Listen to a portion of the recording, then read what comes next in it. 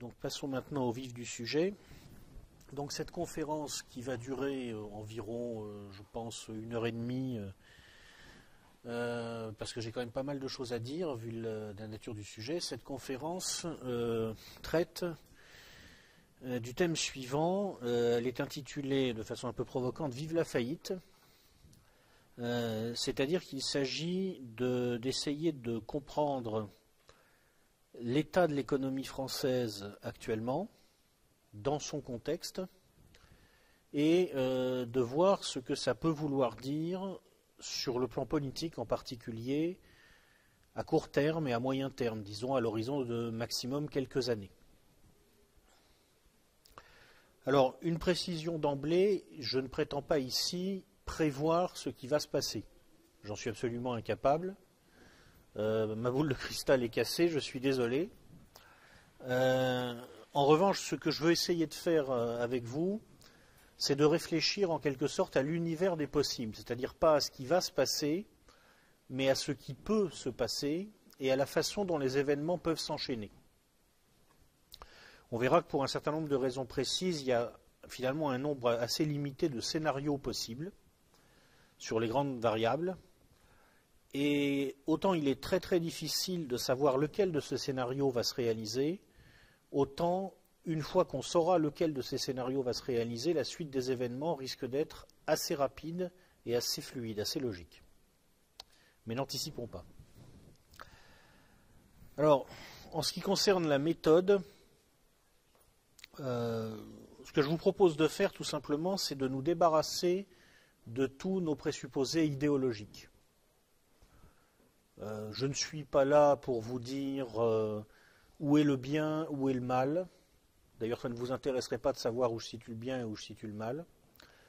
Je suis là pour essayer avec vous de regarder la réalité telle que je peux l'apercevoir en fonction des chiffres que je vais vous communiquer. J'essaierai de ne pas en communiquer trop. Je me bornerai à donner les chiffres qui indiquent les grandes tendances, les grands ordres de grandeur.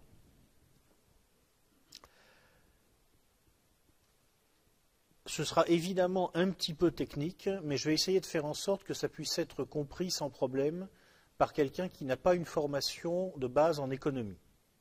De toute façon, il y aura un échange après, donc s'il y a des éléments que vous n'avez pas suivis, vous n'hésitez pas, comme le dit le sage, celui qui pose une question a l'air bête 10 secondes, celui qui ne la pose pas le reste toute sa vie. Donc n'hésitez pas, de toute façon l'économie n'a rien de mystérieux, ça n'a rien d'une science exacte, c'est un domaine qu'on embrouille à plaisir aujourd'hui, mais en fait très souvent il suffit d'avoir quelques bases simples pour comprendre ce que c'est et comment ça fonctionne.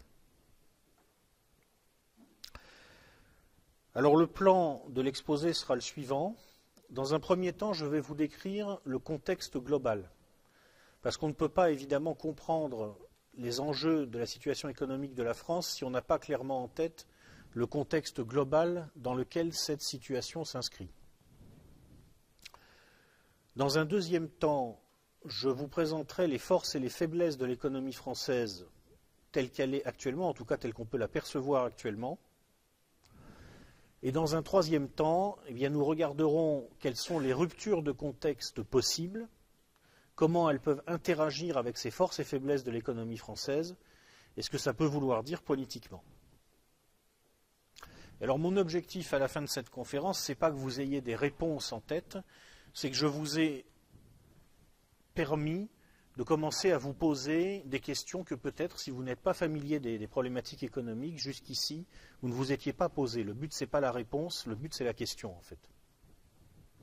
Voilà. Alors, passons maintenant directement à l'exposé lui-même.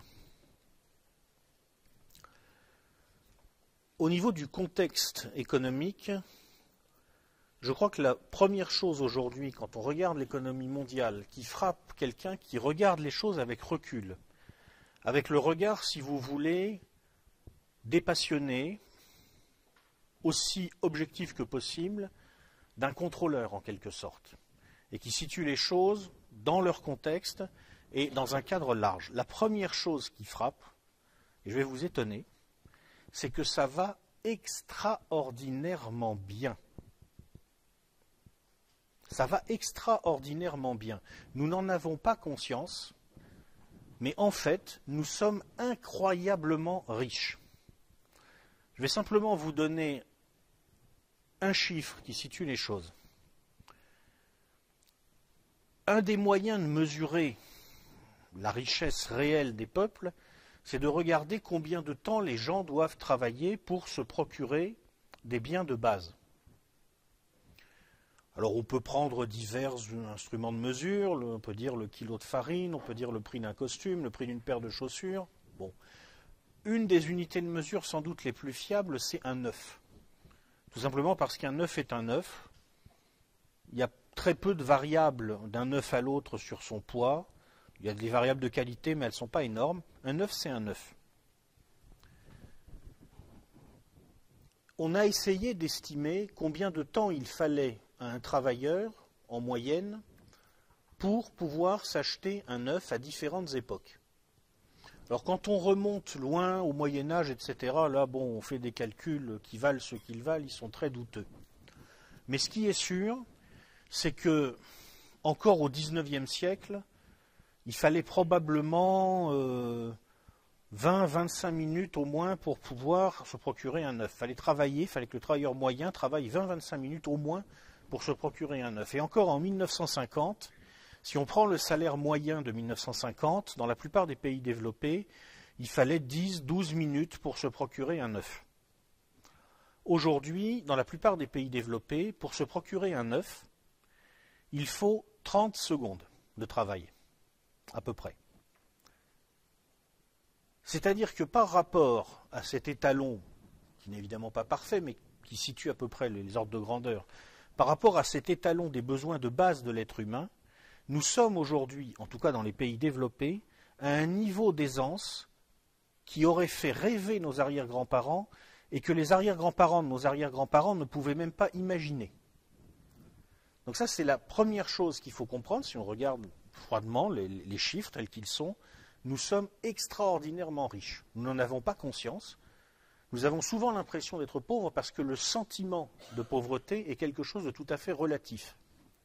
Mais en fait, nous sommes extraordinairement riches. Et très certainement, si on allait expliquer ce que sont les problèmes, par exemple, aujourd'hui, des plus pauvres des Européens, disons par exemple les problèmes des Grecs, si on allait expliquer ça dans les pays qui vivent encore à l'époque où il faut travailler une demi-heure pour avoir un œuf, dans certains pays très pauvres d'Afrique, par exemple, ils ne comprendraient pas. Ils diraient, mais c'est des problèmes de riches, ça. C'est ça qu'il faut déjà avoir en tête. Nous sommes très riches, et ça va en fait très bien d'une certaine façon. Alors ça a une implication politique, directe, immédiate. C'est que comme nous allons très bien économiquement, nous sommes révolutionnaires. Parce que ce ne sont pas les gens pauvres, ce ne sont pas les gens qui sont obligés de travailler toute la journée pour avoir leur omelette du soir, ce n'est pas eux qui font les révolutions. Eux, éventuellement, ils sont utilisés comme masse de manœuvre, en quelque sorte, dans les révolutions. Mais les classes qui font les révolutions, ce sont les classes ascendantes, ce sont les classes qui s'enrichissent, ce sont les classes qui, tout simplement, ont ne serait-ce que le temps de se mettre à réfléchir et à prendre conscience des rapports dans lesquels elles sont enfermées. L'humanité, en tout cas une très grande partie de l'humanité aujourd'hui, est en train d'entrer dans le processus de conscientisation politique. Parce que, tout simplement, elle en a les moyens matériels. Elle sort de la lutte pour la survie. Le nombre de gens aujourd'hui dans le monde qui ont développé une conscience politique est absolument sans précédent. Et même la proportion de gens, c'est sans précédent. Alors nous, en France, on ne s'en rend pas trop compte parce que aujourd'hui, l'humanité qui avance sur ce plan-là, clairement, ce n'est pas nous. Nous sommes une avant-garde qui a pris peut-être trop d'avance d'une certaine façon et qui aujourd'hui est en difficulté. Mais derrière nous, en quelque sorte, il y a des masses de populations qui prennent conscience politiquement en Chine, en Inde, dans le monde musulman, en Amérique latine, et ça commence, même si c'est un peu plus lent, un peu plus difficile, aussi en Afrique subsaharienne. une humanité riche, une humanité qui prend conscience, une humanité révolutionnaire.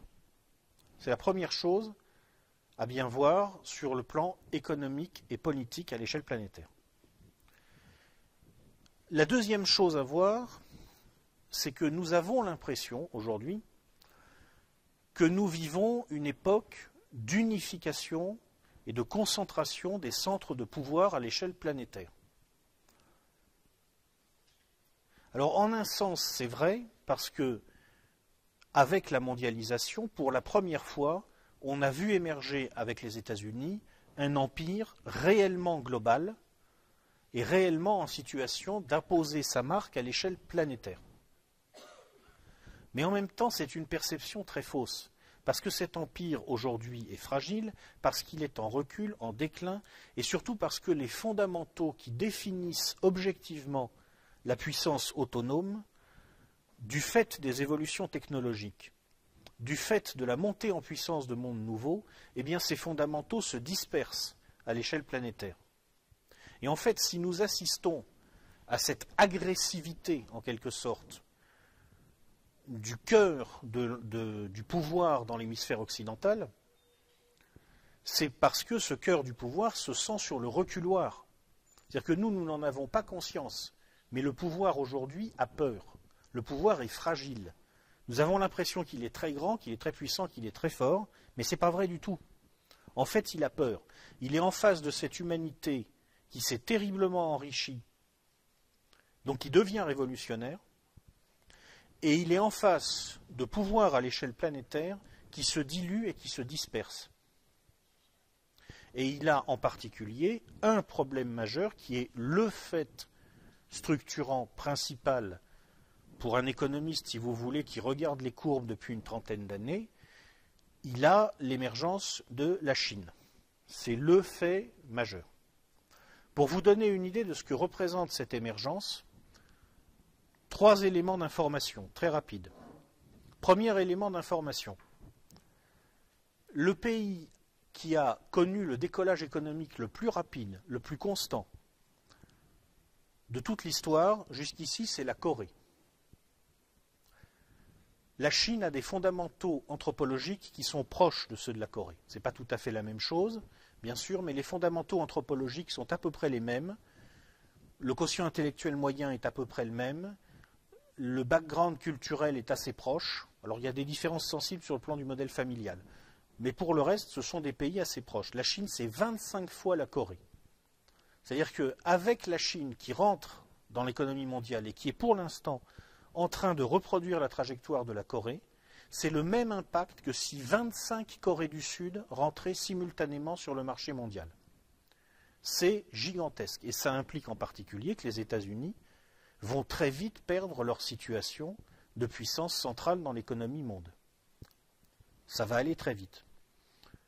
Alors on dira, oui, mais les Chinois, ils ne font que rattraper, ils copient, ils ne sont pas capables de faire autre chose. C'est déjà ce qu'on disait jadis des Japonais ou d'ailleurs des Coréens. Quel est le pays qui en 2012 a déposé le plus de brevets dans le monde? C'est les États-Unis perdus. C'est la République populaire de Chine. Premier déposant de brevets en 2012. Voilà. Donc vous imaginez l'impact que peut avoir cette montée de la Chine dans un monde où le pouvoir géostratégique se dilue et qui est peuplé par une humanité très riche et qui devient révolutionnaire. L'impact, c'est que le pouvoir se sent assiégé. Premier élément de contexte à bien intégrer. Deuxième élément de contexte, ce pouvoir assiégé, c'est aussi un pouvoir dépassé, en ce sens qu'il administre un système qu'il sait non viable, mais qu'il ne sait pas comment réformer. Pourquoi? La logique de ce qui est en train de se passer dans le monde, c'est que partout à travers le monde, les gens vont s'aligner sur les normes, sur les standards qui sont aujourd'hui ceux des pays riches.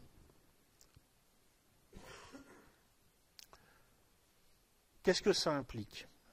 Ça implique qu'à terme, vers 2040, on est supposé avoir une humanité de 10 milliards de personnes, parce que la croissance démographique va continuer encore pendant un moment, et que ces 10 milliards de personnes devraient consommer, par exemple, en termes énergétiques, à peu près chacun autant que ce que consomme aujourd'hui un Français. Plus ou moins. Alors certes, on va faire des gains en termes d'efficacité énergétique d'ici là, mais en même temps, il y a des limites à cette dynamique, et puis il y a une exigence de croissance qui se poursuit. Bon, si vous imaginez que 10 milliards de personnes se mettent à consommer autant d'énergie qu'un Français d'aujourd'hui, il faut 4 fois l'offre mondiale énergétique actuelle. Et si par hasard l'humanité entière se mettait à consommer autant d'énergie que les Américains, il faudrait à peu près 7 fois l'offre énergétique mondiale actuelle. Et tout ça, ça arrive au moment où on sait que on va avoir un problème avec les combustibles liquides, le pétrole conventionnel. On a probablement passé maintenant le pic. Si on rajoute les gaz de schiste, les pétroles de schiste, on va peut-être réussir encore à faire croître l'offre pendant une dizaine d'années, mais on sait très bien qu'ensuite on va commencer à descendre. Et tout ça arrive en 2040 au moment où on ne pourra plus continuer à faire monter l'offre de gaz naturel. Donc on sait très bien qu'à moins d'un changement significatif de paradigme technologique, on est sur un système qui n'est pas viable, qui n'est pas soutenable.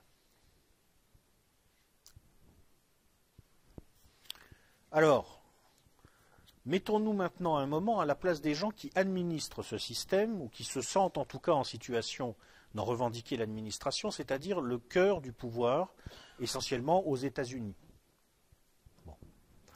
Ils sont en face d'une humanité qui est très riche, mais qui donc devient révolutionnaire. Du point de vue du pouvoir, l'enrichissement du peuple n'est pas une solution, hein, c'est un problème. Ils sont en face d'une planète où le pouvoir géostratégique se dilue. Ils savent qu'ils administrent un système qui n'est pas viable, et en plus, circonstance aggravante, comme ce système repose au niveau de leur pouvoir même sur l'endettement, il est extrêmement difficile de le remettre en cause sans remettre en cause leur pouvoir à eux. Puisque justement, pour sortir de l'exigence de croissance dans laquelle on est enfermé, il faudrait effacer les dettes. Mais si vous effacez les dettes, vous détruisez le pouvoir central. Donc ils sont pris dans une aporie dont ils ne peuvent plus sortir. C'est un cercle vicieux. On a un pouvoir qui est aux abois. On a un pouvoir qui, du fait de l'état de l'économie mondiale, est en réalité aux abois. Bon. Premier élément de contexte. Quelle est la réaction de ce pouvoir? Alors, fondamentalement, pour eux, il y a deux types de réactions possibles. Il y a des réactions positives et des réactions négatives. Les réactions positives, c'est d'essayer de sortir de la situation où ils sont enfermés. Quand je dis ils, je parle des dirigeants du centre de pouvoir principal actuel, c'est-à-dire, on va dire, les dirigeants du monde occidental, qui est encore le centre de pouvoir principal. Hein. Ils peuvent essayer d'en sortir par des remèdes positifs, c'est-à-dire en déclenchant un changement de paradigme. Donc, en fait, il leur faut une nouvelle révolution technologique. Le problème, c'est que, pour l'instant, en tout cas, cette nouvelle révolution technologique, quand on regarde les chiffres froidement, en tout cas pour l'instant, on ne la voit pas commencer, on ne la voit même pas dans les tuyaux. Depuis une vingtaine d'années, la croissance de la productivité réelle de l'heure travaillée dans les pays développés est faible. Alors, bon, c'est un indicateur qui est toujours assez difficile à calculer, mais on estime qu'aujourd'hui, cette croissance est tombée entre 0 et 0,5% par an. Ce n'est pas un trend de révolution technologique. Hein. Au mieux, on est en train de concrétiser les gains qu'on peut avoir du fait de ce que l'on a appelé la troisième révolution industrielle, c'est-à-dire en gros l'alliance des ordinateurs, des énergies durables, et puis on commence un petit peu ici ou là à essayer d'entrer dans ce qu'on appelle la quatrième révolution industrielle, c'est-à-dire la robotique et les usines intelligentes. Mais pour l'instant, les résultats en termes de productivité ne sont pas extraordinaires. Circonstance aggravante, pour qui regarde toujours les choses d'un point de vue strictement économique. Il faut voir que la troisième révolution industrielle et surtout la quatrième révolution industrielle, telle que je viens de les esquisser, ordinateurs, virtualisation et puis usines intelligentes, elles créent de la valeur d'usage, indiscutablement. Mais elles peuvent aussi devenir un problème pour le système parce qu'elles détruisent de la valeur d'échange. C'est la différence avec les deux premières révolutions industrielles. Un exemple très simple, je le connais bien puisque j'ai cofondé une maison d'édition, le cas de l'e-book. Vous savez, le livre électronique. Le livre électronique crée de la valeur d'usage. Indiscutablement, vous pouvez lire un e-book, bon c'est bien. Mais en fait, il détruit de la valeur d'échange. Parce qu'on coupe dans la chaîne logistique. À la limite, elle disparaît. À terme, il ne reste plus que l'auteur, la plateforme de mise à disposition des e-books, le lecteur. Donc ça veut dire qu'on a tué l'imprimeur, ça veut dire qu'on a tué l'éditeur, ou en tout cas on a fortement restreint son métier. Ça veut dire qu'on a tué le libraire, ça veut dire qu'on a tué le distributeur, le diffuseur. Cette révolution industrielle-là, elle ne provoque pas une expansion de l'économie monétaire. De façon latente, elle en provoque la contraction. Est-ce que le pouvoir, aujourd'hui, qui doit administrer cette économie fondée sur la dette, a intérêt à ce genre de contraction? Certainement pas.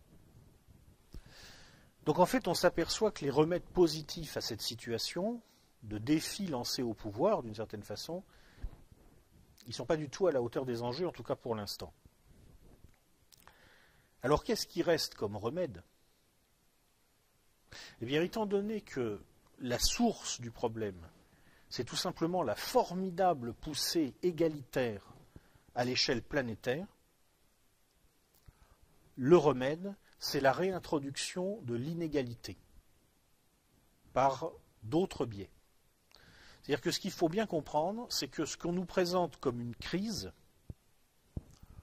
ce qu'on nous présente comme quelque chose de malheureux contre lequel le pouvoir se bat, en fait, si on regarde les choses objectivement, pour les gens qui administrent le système dans une perspective gestionnaire, ce n'est pas un problème, c'est une solution.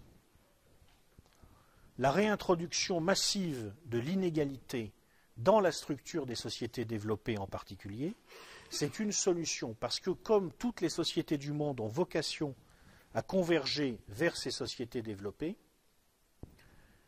si on les fait converger vers une structure qui est très fortement inégalitaire, eh bien on les fait converger potentiellement vers une solution qui est en tout cas moins incompatible avec les possibilités énergétiques, écologiques de la planète. Juste un chiffre. Quelle est la conséquence la plus sensible de ce qui s'est passé en Europe du Sud depuis la crise de 2008 sur le plan des grandes variables économiques dans l'économie physique? C'est que dans les pays de l'Europe du Sud touchés par la crise, la consommation énergétique a baissé depuis 2008 d'à peu près 10%. C'est QFD. Vous refabriquez des pauvres à l'intérieur du monde riche. La structure vers laquelle les pays pauvres vont converger devient moins coûteuse sur le plan énergétique, sur le plan écologique, et d'une manière générale, elle est plus compatible avec une solution pérenne pour la planète dans la deuxième moitié du XXIe siècle. Donc il faut bien le comprendre, la crise à laquelle nous sommes confrontés, je ne dis pas que tout a été planifié, bien entendu, c'est bien plus compliqué que ça. Mais pour les gens qui administrent le système, dans une perspective gestionnaire, c'est une opportunité. C'est l'opportunité de régler un certain nombre de problèmes.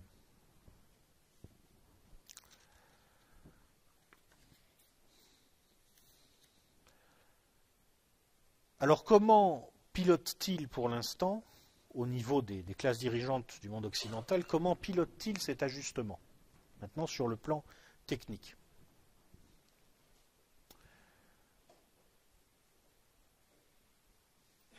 Alors là, je suis désolé, mais on entre dans un domaine où il est assez difficile d'expliquer les choses à des non-spécialistes. Donc je vais faire ce que je pourrai. N'hésitez pas après, dans l'échange que nous aurons, à revenir dessus. En fait, ce qui caractérise aujourd'hui l'économie globale telle qu'elle fonctionne sur le plan financier, ce n'est pas les niveaux d'endettement public. Les niveaux d'endettement public que nous connaissons aujourd'hui sont effectivement très élevés, trop élevés, ils sont insoutenables, c'est évident, mais historiquement, il y a des précédents. Ça s'est déjà vu. Des situations où l'endettement public moyen dans les pays développés était à 80-100% du PIB. Ça s'est déjà vu à la fin de la Seconde Guerre mondiale, bon, ça se résorbe. En revanche, ce qui est absolument sans précédent, c'est le niveau de l'endettement privé. Ça, il n'y a pas de précédent. On n'a jamais vu ça. On ne sait même plus, en fait, on n'arrive même plus à compter. Mais probablement, dans les économies développées aujourd'hui, on a un endettement privé qui doit approcher les 200% du PIB. Ça, il n'y a aucun précédent. Jusqu'ici, dans la dynamique du capitalisme tel qu'il se déploie, le financement de la croissance par la dette, c'était en quelque sorte le privilège de l'État. C'était une affaire d'État. Les banques centrales, à commencer par la Banque d'Angleterre, ont d'ailleurs été conçues au départ en grande partie pour organiser ce mécanisme de financement de la croissance à travers la dette publique. La dette privée, il y en avait bien entendu, mais elle restait à un niveau sensiblement plus bas que la dette publique. Aujourd'hui, elle a explosé dans des proportions extraordinaires. Et alors, elle a fabriqué quelque chose, si vous voulez, qui fait que les raisonnements des économistes classiques et néoclassiques sont dépassés. C'est-à-dire qu'on a inventé un système où il y a une sorte d'énorme bulle virtuelle qui est maintenue artificiellement en apesanteur et qui est fabriquée en fait grâce à la dette. Parce qu'on ouvre les vannes du crédit, donc on va avoir du capital qui part comme ça dans une espèce de virtualité. Et qu'est-ce que ça veut dire concrètement? Ça veut dire que ce qu'on appelait traditionnellement la théorie quantitative de la monnaie, si vous voulez, est dépassée. C'est-à-dire qu'il existe un domaine qui permet aux gens qui gèrent le système économico-financier dans sa globalité, qui leur permet en quelque sorte de sortir artificiellement du capital, de sortir artificiellement de la monnaie, de l'économie réelle, et de continuer à le faire tourner et à se le rémunérer fictivement. Donc, l'idée de base de la théorie quantitative de la monnaie, qui est que la vitesse de circulation de la monnaie est une constante, cette idée de base a disparu parce qu'on peut jouer là-dessus. Alors là, c'est très technique, je ne peux pas rentrer dans tous les détails, mais si vous voulez concrètement ce que ça implique, c'est que Ben Bernanke, le président de la Fed, au moment de la crise de 2008, a réussi en quelque sorte à jouer sur l'existence de cet espace virtuel pour réguler l'espace réel de façon artificielle. C'est-à-dire que quand on a besoin de restabiliser les choses, parce que par exemple on manque de liquidité, parce qu'on manque derrière en fait de solvabilité dans l'économie réelle, on va faire descendre un peu d'argent du virtuel dans le réel, et quand on a trop d'argent dans le réel, on va en renvoyer dans le virtuel. Il y a une espèce de régulation par le virtuel qui s'est mis en place. Elle n'est possible évidemment que si les grands acteurs de l'économie globale parviennent à se coordonner entre eux. C'est-à-dire que ça ne peut fonctionner que dans la mesure où les Chinois continuent à acheter des bons du Trésor américain, les Chinois et d'autres d'ailleurs. Ça ne peut fonctionner que si les grandes banques s'entendent à peu près entre elles, s'il y a des accords plus ou moins secrets entre la Federal Reserve, la BCE et la Bank of Japan pour monétiser de la dette, en quelque sorte. Mais pour l'instant, ça marche. Et c'est à travers ces mécanismes, pour l'instant en tout cas, que, on va dire, l'oligarchie financière occidentale parvient bon an mal an à réguler la crise, ce qui veut dire en particulier que quand vous avez une crise qui se déroule, une micro-crise qui va frapper un pays précis à un moment donné, il faut se demander si ce n'est pas tout simplement une décision.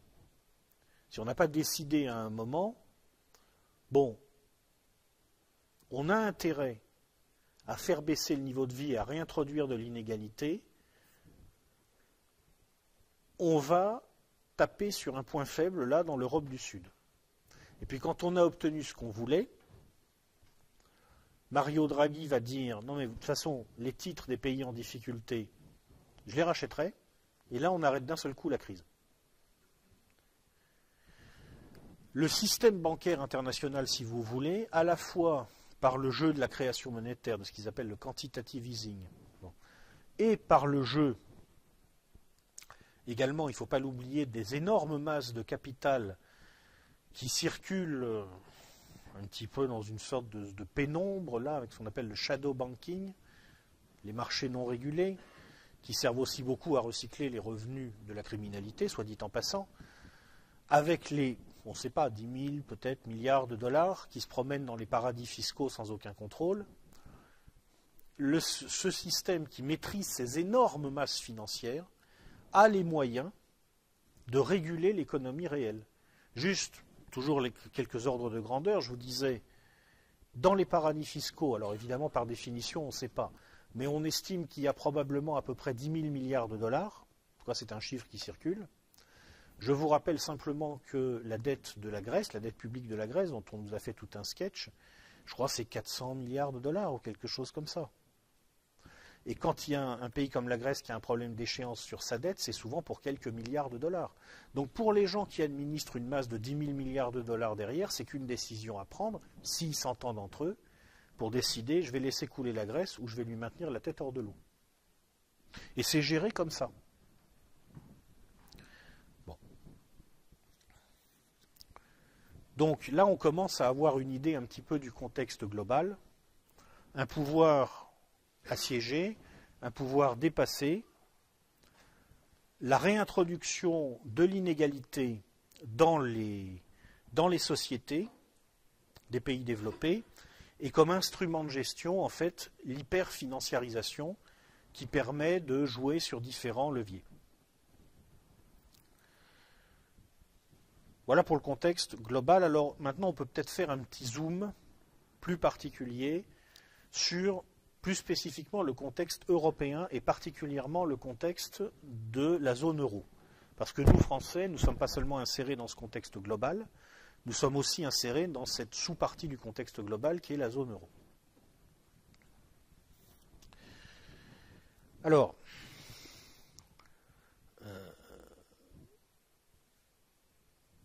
sur la zone euro, je crois qu'il y a un élément d'abord à bien prendre en compte. Aujourd'hui, on voit de façon de plus en plus claire que ça n'était qu'une étape. Que, en fait, derrière, il y a le grand marché transatlantique et que le projet, au final, c'est une unification à l'échelle des États-Unis plus l'Europe.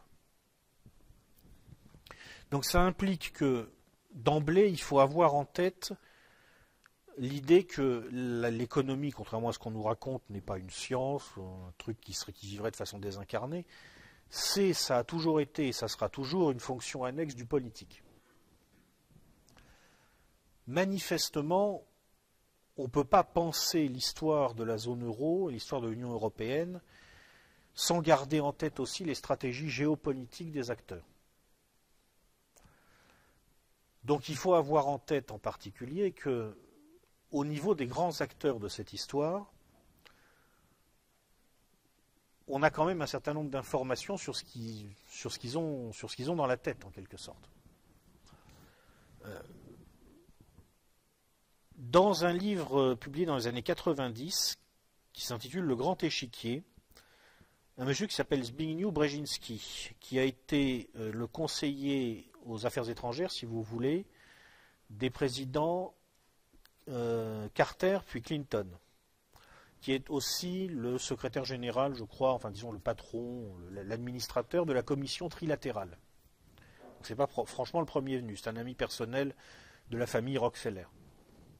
Dans ce livre, il a expliqué que la stratégie américaine à l'égard de l'Europe devait consister à ne pas choisir entre la France et l'Allemagne, tout en privilégiant l'Allemagne quand même comme relais principal. Pourquoi ?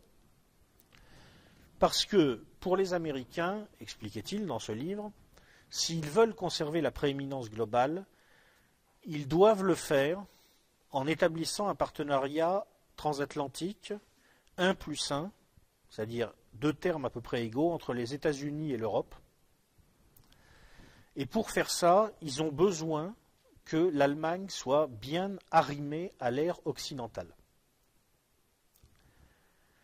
Pour arrimer l'Allemagne à l'ère occidentale, ils ont besoin d'un maillon, en quelque sorte, dans une espèce de chaîne, qu'on pourrait appeler la chaîne de l'impérialisme. Il y a le maillon américain, il y a le maillon allemand, et entre les deux, il y a le maillon français. Il le dit comme ça. Hein. Bon, il n'emploie pas l'expression chaîne de l'impérialisme. Non. Mais pour le reste, c'est exactement ce qu'il dit. Bon. On a aussi un autre, je ne sais pas s'il faut dire en l'occurrence géopoliticien ou idéologue, bon, on va dire géopoliticien américain qui a écrit plus récemment, c'est M. Robert Kagan.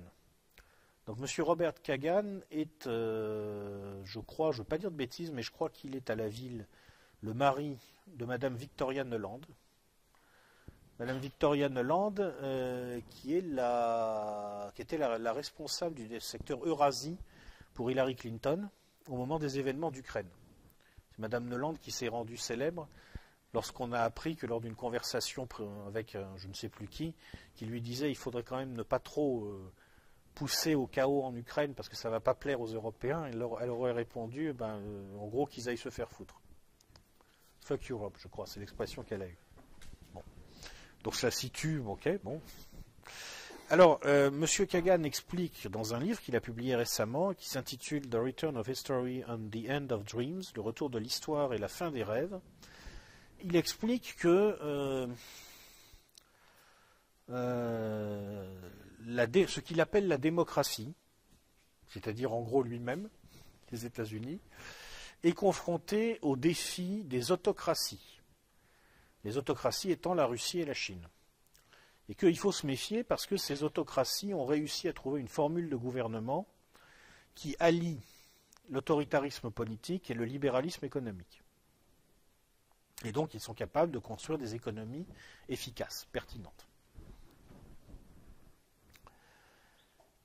Et il explique dans ce livre, en substance, qu'il faut chercher à souder les démocraties entre elles en les coupant des autocraties.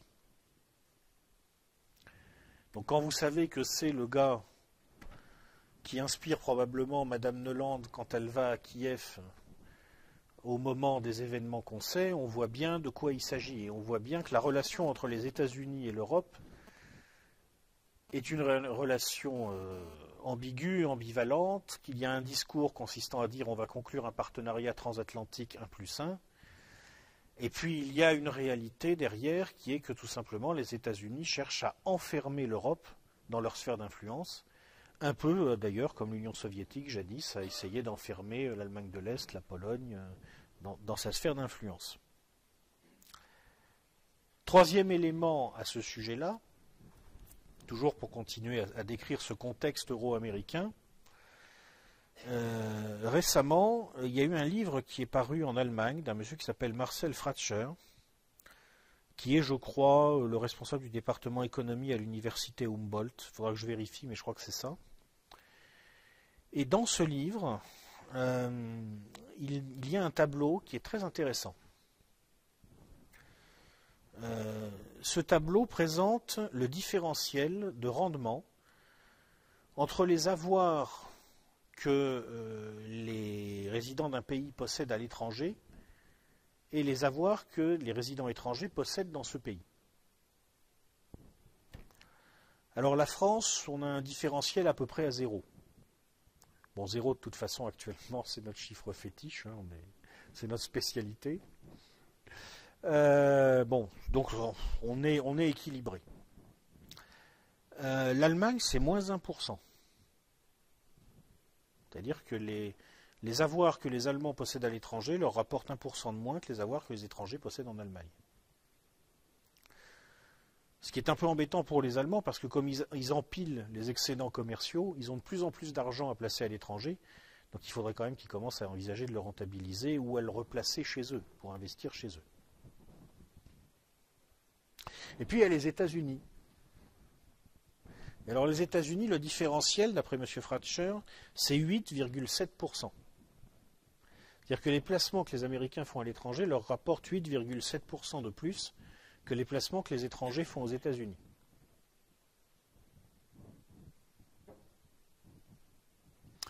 Donc on comprend un petit peu mieux dans ces conditions pourquoi M. Brzezinski veut un partenariat 1+1 et pourquoi M. Kagan pense qu'il faut un peu contraindre les Européens à ce partenariat 1+1. Je crois qu'on ne peut pas comprendre l'histoire de la zone euro, l'histoire de l'Union européenne d'une façon générale, si on ne la situe pas en référence à ces enjeux. Bon. Première remarque. Alors, ensuite, concernant maintenant l'histoire de la zone euro. En interne aussi, il y a un conflit. C'est-à-dire qu'il n'y a pas seulement une ambiguïté dans la relation américaine européenne, il y a aussi un conflit à l'intérieur de la zone euro entre une conception française et une conception allemande. Les Français ont une conception des rapports entre nations qui est plus ou moins, si vous voulez, la conception gaullienne, d'une sorte de version rénovée du concert des nations. Les Allemands ont une autre conception qui est schmittienne, c'est-à-dire qui vient de Carl Schmitt en fait. Pour eux, il s'agit de fabriquer un grand espace à l'intérieur duquel les États s'effacent, et grand espace qui va être piloté par l'État le plus fort à l'intérieur du grand espace, c'est-à-dire l'Allemagne.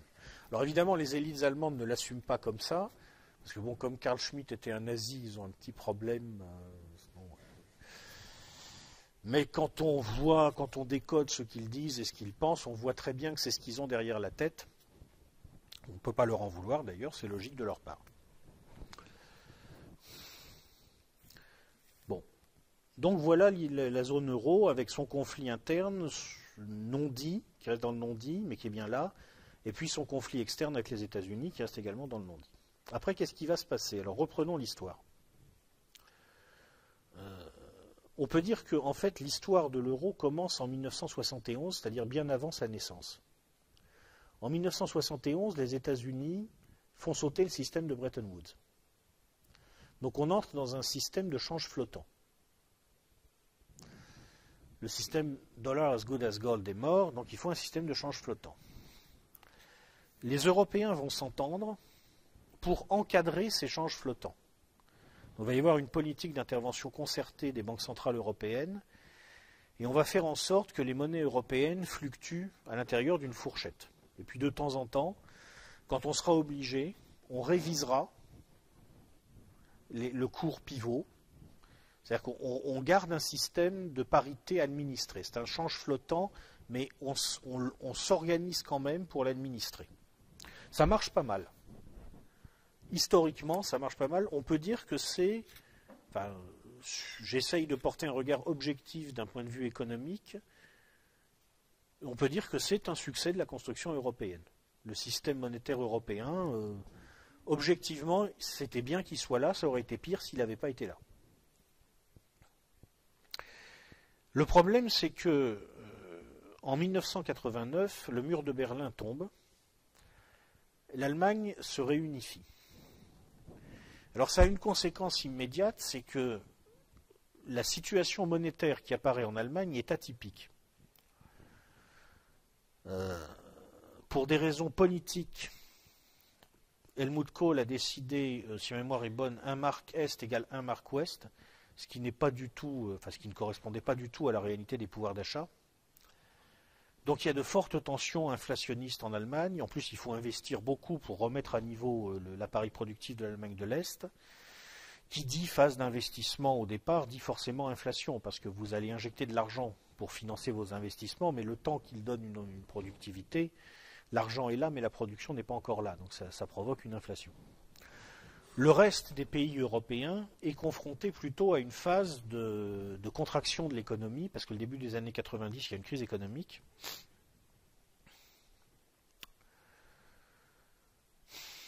Et à ce moment-là, le système monétaire européen a à moitié explosé.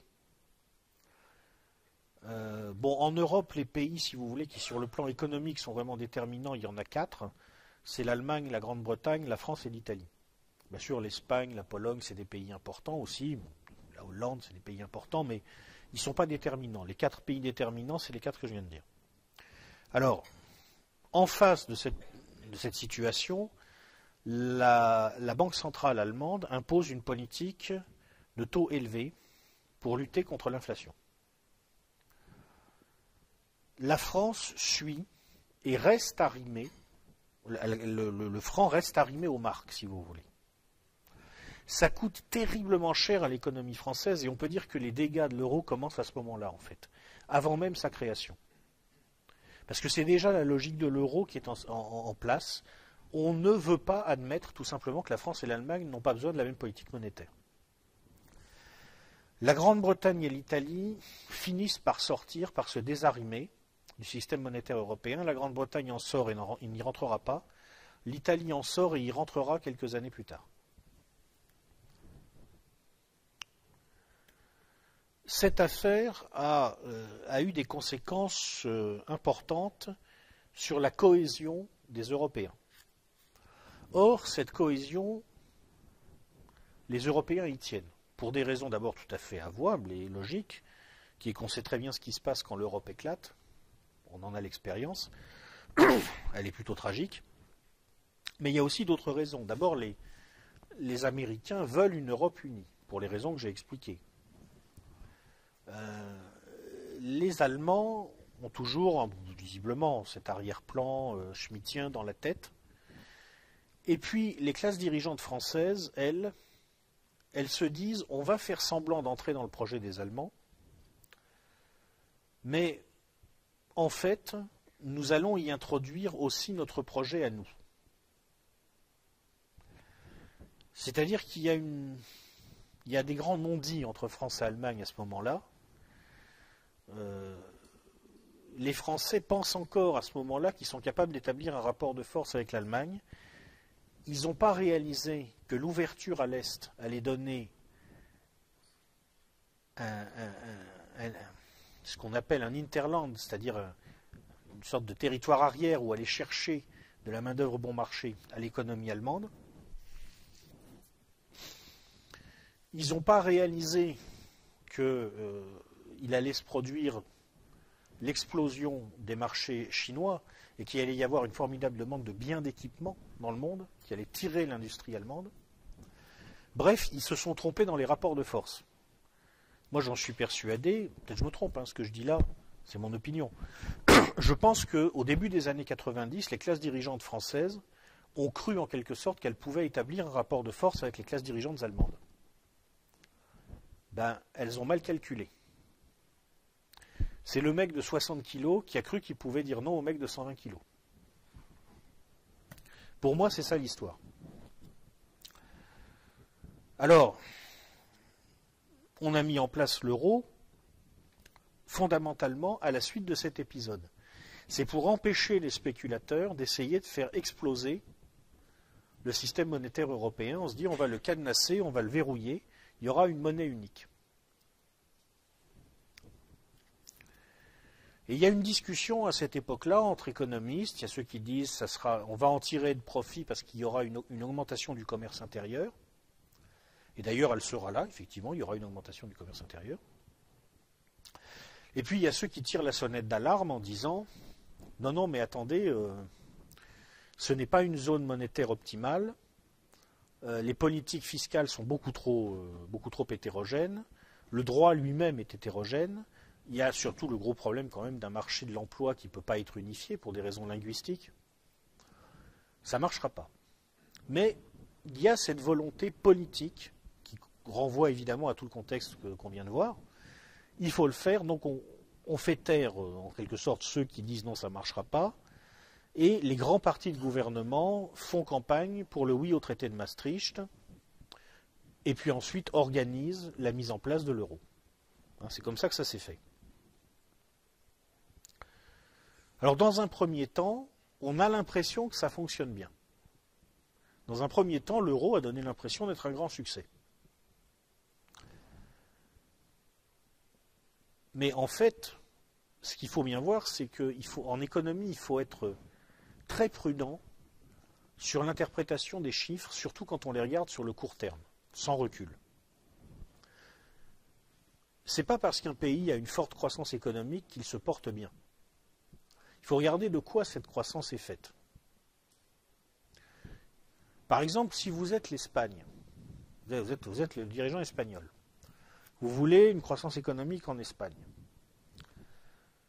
et puis vous avez un afflux de capital qui rentre dans votre pays parce que, comme maintenant, vous bénéficiez en quelque sorte symboliquement de la couverture de la puissance économique allemande, des gens qui jusque-là hésitaient à vous donner de l'argent se mettent à vous en donner. Ils disent de toute façon c'est de l'euro, je pourrais toujours partir ailleurs dans la zone euro si j'ai un problème. Et puis comme vous ne maîtrisez pas votre inflation, parce que vous n'avez pas les structures de base qui expliquent la capacité de la société allemande à maîtriser son inflation, tout simplement la cogestion, les accords de branche, eh bien, votre inflation est élevée, mais vos taux, eux, c'est ceux de l'euro. Ils bénéficient en quelque sorte toujours du couplage avec l'économie allemande. Donc vous vous retrouvez avec des taux réels négatifs dans l'économie. Donc tout le monde appelle du capital. Donc il y a des gens qui sont prêts à en donner, et il y a des gens qui en veulent. Donc ça gonfle. Alors qu'est-ce qu'on va faire de ce capital? Alors là, il y a deux possibilités. Ou vous trouvez des investissements rentables, eh bien c'est merveilleux, vous avez réussi un boom économique, ou vous n'en trouvez pas. Et là, à terme, c'est la catastrophe. Parce que vous êtes endetté et vous avez investi. Jusque-là, ce n'est pas un problème. Mais si vous avez investi dans un truc qui ne rapportera pas, vous êtes planté. C'est aussi simple que ça. Vous voyez, l'économie, ce n'est pas compliqué en fait. C'est ce qui s'est passé en Espagne. D'où ces constructions, cet immobilier qui explose de façon complètement délirante, avec des immeubles entiers dans lesquels aujourd'hui il n'y a personne. C'est la croissance des années 2000. C'est-à-dire que la catastrophe économique qui va arriver ensuite, ça n'est jamais que l'effacement de cette croissance artificielle. Seulement ce qui reste évidemment à la sortie quand même, c'est la dette. Donc l'histoire de la zone euro, elle s'est déroulée comme ça. Dans un premier temps, on a l'impression que ça va bien, parce qu'il y a du capital qui rentre, parce qu'on investit, parce que ça fait de la croissance. Et puis un jour, on constate qu'en fait, on a mal investi, qu'en fait, l'euro, si vous voulez, a introduit un biais dans toutes les perceptions des acteurs, qui fait qu'ils ont développé des stratégies d'investissement idiotes. Et à la sortie, c'est le deuxième effet qui se coule, on est ruiné.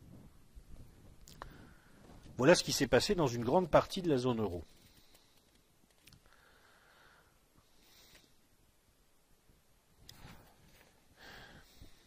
Alors, maintenant on arrive au moment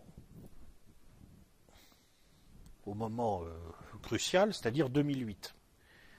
Donc les États-Unis, qui de leur côté, pour d'autres raisons, ont aussi fait à peu près n'importe quoi depuis une dizaine d'années, sont en crise. Le dollar menace de s'écrouler. Pour le sauver, il faut que les Américains entraînent en quelque sorte le reste du monde dans leur chute.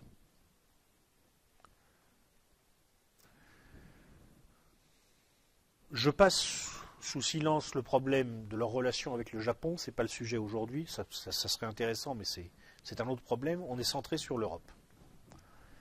Et à ce moment-là, on voit que les spéculateurs s'attaquent aux pays faibles du sud de l'Europe. Ça fait longtemps qu'ils savent que ces pays sont faibles, ça fait longtemps qu'ils savent que leurs comptes sont truqués, et pour cause. Qui a aidé, qui a conseillé le gouvernement grec pour truquer ses comptes quand il est entré dans l'euro? Goldman Sachs. Bon, donc ils sont au courant, hein, c'est eux qui ont truqué les comptes, ils savent qu'ils sont truqués. Bon. Ils vont seulement s'apercevoir du problème en 2008, comme par hasard. Donc ils vont attaquer la zone euro sur ses points faibles, et ça va tomber tout de suite. Parce que c'est un château de cartes, comme je vous ai expliqué, on a investi n'importe comment.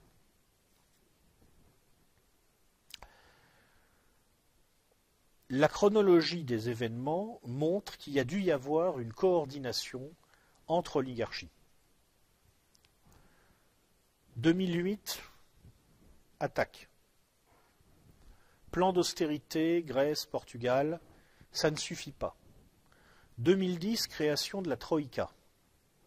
La Troïka, c'est une instance, d'ailleurs à la légitimité démocratique nulle, mais même à la légitimité réglementaire très faible. C'est-à-dire que c'est une instance où l'oligarchie n'a même plus respecté ses propres règles pour fonctionner. C'est quelque chose d'assez curieux.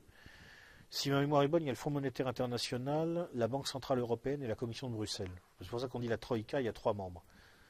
Enfin, le FMI et la Banque centrale européenne, c'est sûr. Bon, c'est une instance qui va dans les pays en difficulté pour leur dicter leur politique. Et ce sont des politiques d'écrasement, d'introduction massive de l'inégalité dans les systèmes économiques.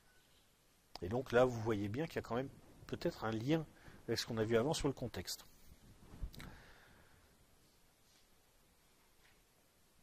Ce travail de sape, d'écrasement, qui a lieu avec l'accord entraînant un peu les pieds de la France, surtout grâce à une alliance conjoncturelle entre Britanniques et Allemands. D'ailleurs, on ne voit pas très bien ce que les Britanniques qui ne sont pas dans la zone euro sont allés faire là-dedans, mais enfin, au point où on en est maintenant en Europe, on ne cherche même plus de logique. Ce qui va le couronner du point de vue allemand, c'est un traité qui est signé en janvier 2012, qui est le traité pour la stabilité, la coordination et la gouvernance dans l'union économique et monétaire. Donc en clair, ça veut dire que ça officialise la mise sous tutelle de l'Europe par Berlin. Concrètement, c'est ça.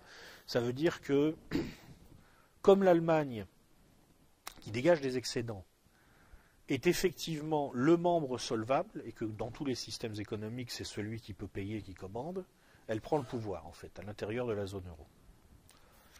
Donc, deuxième conséquence, vous voyez, on a introduit de l'inégalité dans les sociétés européennes, et on a satisfait à ce projet non dit de grand espace européen schmittien. On est en train de le voir se former là. C'est bon, on a ce qu'on voulait. En juillet 2012, alors que la spéculation continue à se déchaîner, le président de la Banque centrale européenne, Mario Draghi, lâche 2 petites phrases. Il dit « Bon, j'ai bien vu que la spéculation continue, mais je dois vous prévenir, la BCE fera en sorte que ces pays puissent couvrir leurs besoins et on y mettra le paquet. » Donc en clair, ça veut dire au besoin, on rachètera les titres des pays en difficulté. Ça arrête la spéculation immédiatement. C'est fini. La crise des dettes souveraines est terminée. Pourquoi ils ne l'ont pas fait avant? Tout s'est passé comme si ils avaient utilisé une spéculation qui est probablement enclenchée au départ pour sauver le dollar, pour prendre appui dessus et justifier l'introduction de l'inégalité dans les sociétés et la prise du pouvoir de l'Allemagne sur l'Europe. En tout cas, c'est un scénario crédible. Et on se demande à ce moment-là s'il n'y a pas eu en quelque sorte un accord entre l'oligarchie allemande et l'oligarchie, on va dire, anglo-américaine. En tout cas, c'est une question qu'on peut se poser. Nous avons voté en France en mai 2012, entre-temps. Donc ensuite, François Hollande est allé se prendre à son véritable ennemi qui n'a pas de visage. Donc il est allé dire excusez-moi, paf, il s'est pris une claque et il dit non, c'est bon, ça va. Ok. Bon, il vaut mieux en rire, je veux dire. Ça fait un peu drôle quand on vous apprend que vous êtes un pays de seconde zone colonisé, mais enfin bon. Une fois qu'on le sait, on s'en remet. Bon, ok. La récompense pour sa soumission est assez simple à comprendre. La France a perdu son triple A, n'est-ce pas? On se demande bien d'ailleurs comment elle pouvait encore l'avoir vu l'état de nos comptes, mais enfin c'est pas grave. Mais nous avons quand même emprunté à taux négatif. Parce qu'on a été bien sages. Voilà. Donc je crois que l'histoire est assez facile à comprendre. Alors, pour l'instant, donc, eh bien, apparemment, la crise de l'euro est terminée, mais on voit bien qu'en fait, tout ça repose sur des équilibres très instables. D'ailleurs, on voit bien que l'oligarchie allemande se garde la possibilité de réactiver la crise à tout moment. La Cour constitutionnelle de la République fédérale s'est souvenue, à l'occasion d'un arrêt qu'elle a rendu en février 2014, du fait que, effectivement, la façon dont fonctionne actuellement la BCE n'est pas tout à fait conforme à la Constitution allemande. En particulier, dans l'esprit du droit allemand, il n'est pas possible de changer la règle pour s'adapter aux faits. Ce n'est pas du tout quelque chose qui leur plaît, ils ont raison d'ailleurs, sur le plan théorique. Pour l'instant, les Allemands ne réactivent pas la crise, à mon avis, tout simplement parce qu'ils ont besoin des injections de liquidités par la Banque centrale, parce qu'ils sont, eux, menacés aujourd'hui de déflation. C'est-à-dire qu'on est dans la configuration inverse de celle du début des années 90. L'Allemagne a plutôt besoin d'injections monétaires. Sans la politique de la BCE, l'Allemagne pourrait basculer dans la déflation. Je pense que c'est pour ça que, pour l'instant, ils laissent faire aussi. Si demain, dans un autre contexte, ils ont d'autres besoins, peut-être qu'ils renégocieront les accords qu'ils ont dû passer avec les anglo-saxons, à mon avis, à mon humble avis, qui d'ailleurs de leur côté ont leurs propres contraintes, et à tout moment, en fait, ils peuvent réactiver la crise des dettes souveraines en Europe. De toute façon, à chaque fois, c'est l'occasion, n'est-ce pas, de faire monter un petit peu le niveau d'inégalité dans les pays européens, ce qui est un bénéfice, encore une fois, du point de vue de l'oligarchie. Et alors, à votre avis, là, qui c'est les prochains sur la liste?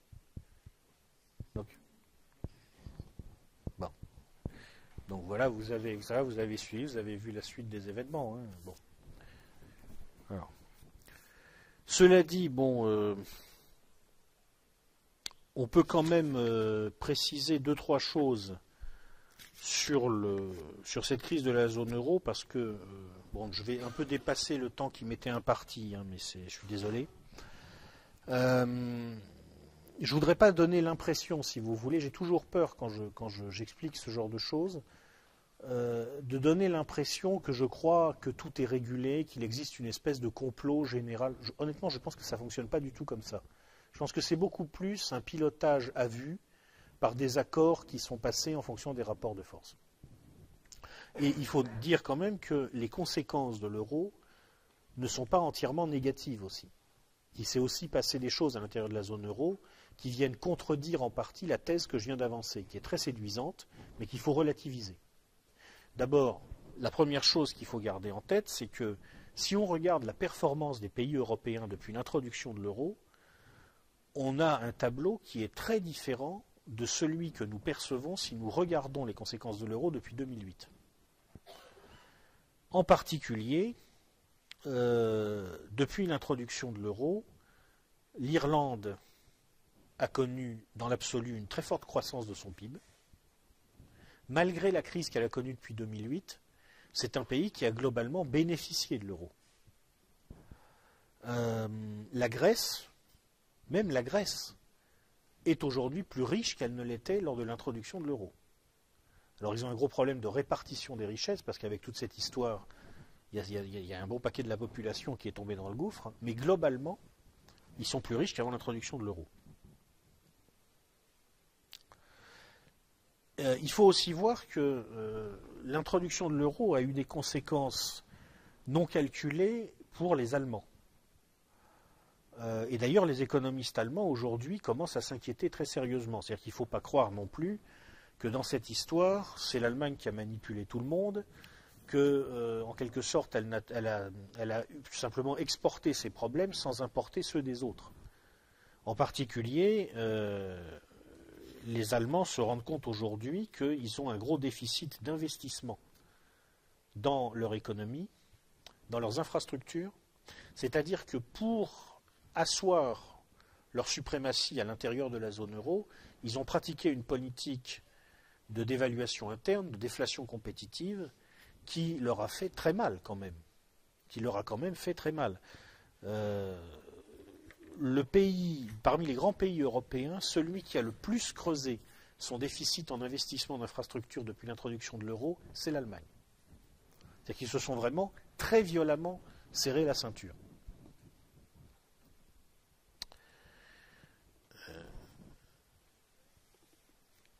Bon. Voilà, c'est simplement pour dire que il faut toujours se méfier des explications simples et toujours rester à l'écoute de tous les signaux pour comprendre la complexité des situations.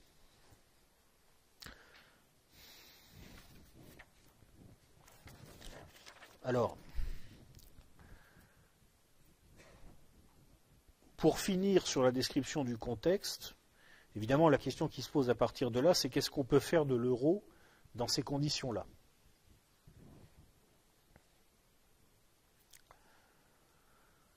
Alors, en fait, ce qui se passe avec, si vous voulez, avec l'euro, c'est qu'il n'est pas évidemment, il est évidemment pas viable dans l'état actuel des choses.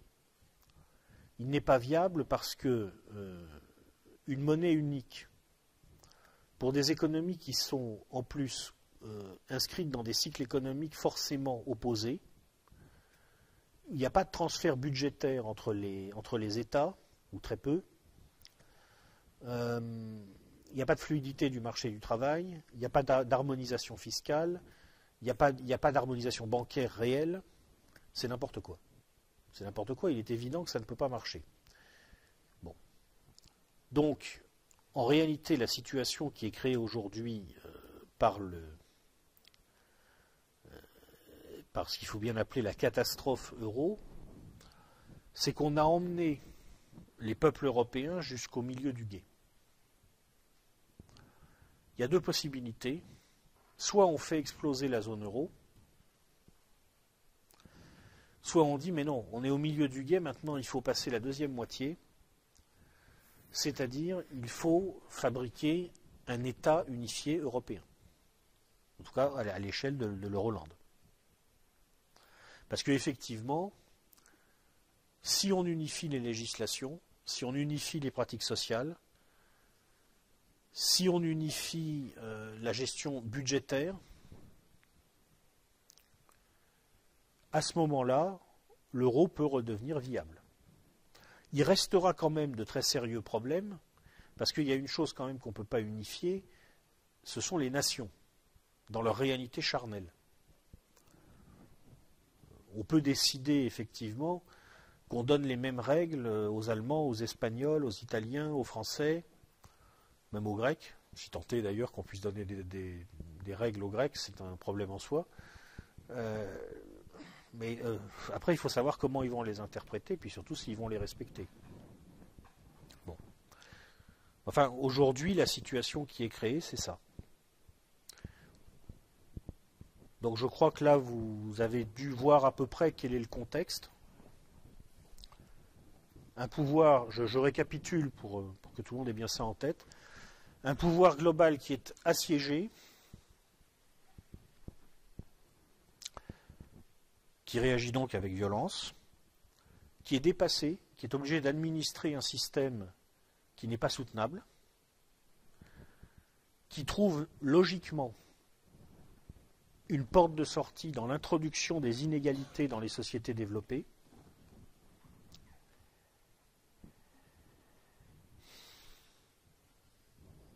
des États-Unis qui cherchent en fait à mettre sous contrôle totalement l'Europe.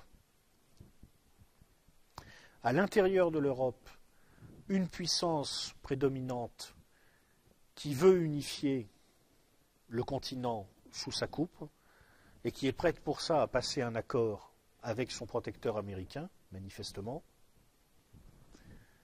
Et puis nous, au milieu de tout ça, donc, avec nos forces, nos faiblesses et une capacité à faire percevoir notre pouvoir géostratégique qui est à la mesure de la compétence de François Hollande.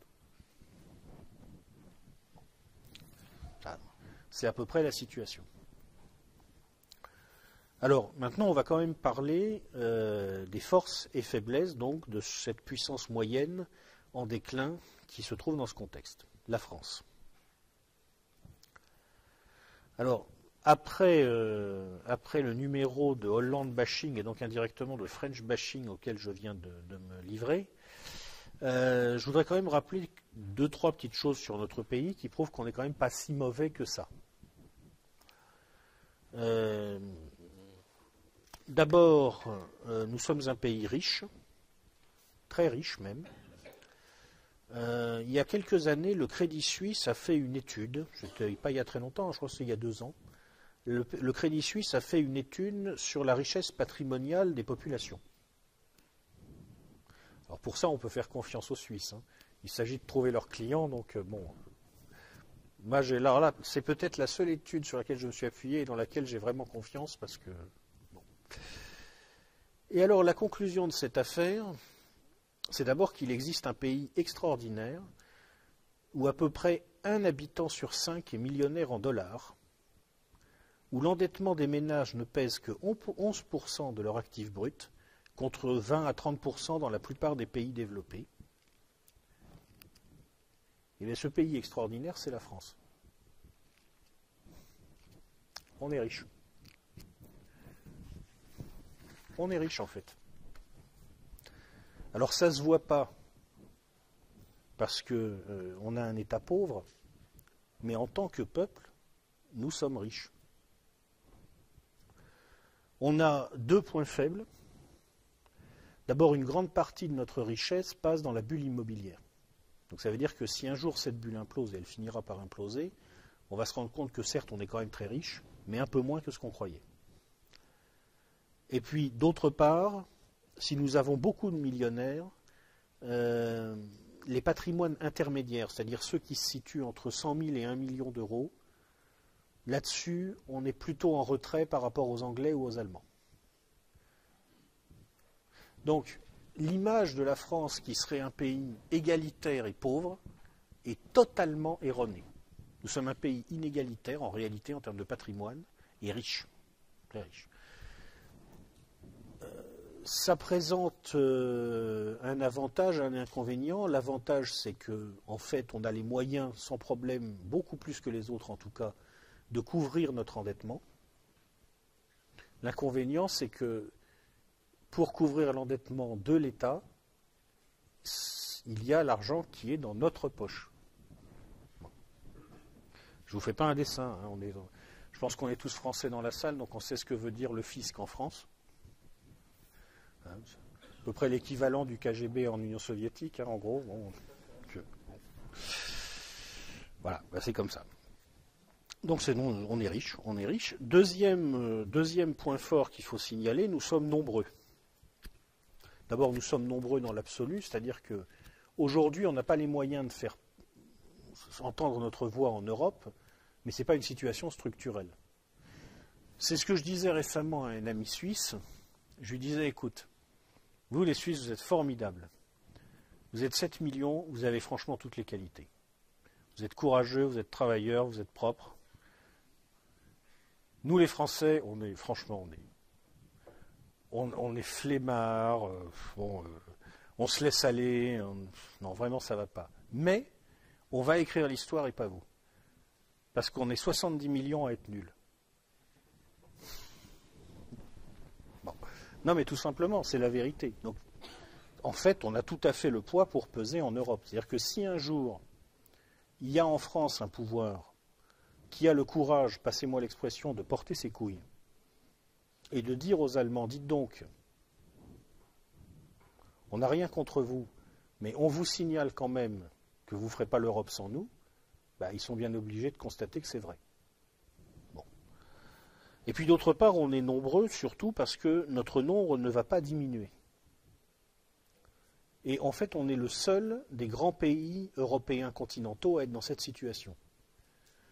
On pense que la courbe de la population française et la courbe de la population allemande vont se croiser vers 2030-2035. C'est-à-dire que dans 20 ans, probablement, il y aura plus de Français que d'Allemands. Les Italiens, partis comme ils sont, ils ne seront plus très nombreux, hein, parce qu'ils sont, je crois, 1,2 ou 1,3 enfants par femme. Donc vous faites le calcul. Hein. Les Espagnols, c'est pareil. Nous, non. On est sur un indice de fécondité à environ 2 enfants par femme. On n'est pas tout à fait au seuil de renouvellement des générations, mais presque. Compte tenu du fait que, probablement, même s'il faudra les limiter pour des raisons de cohésion nationale, il y aura encore des flux migratoires positifs pendant un certain temps,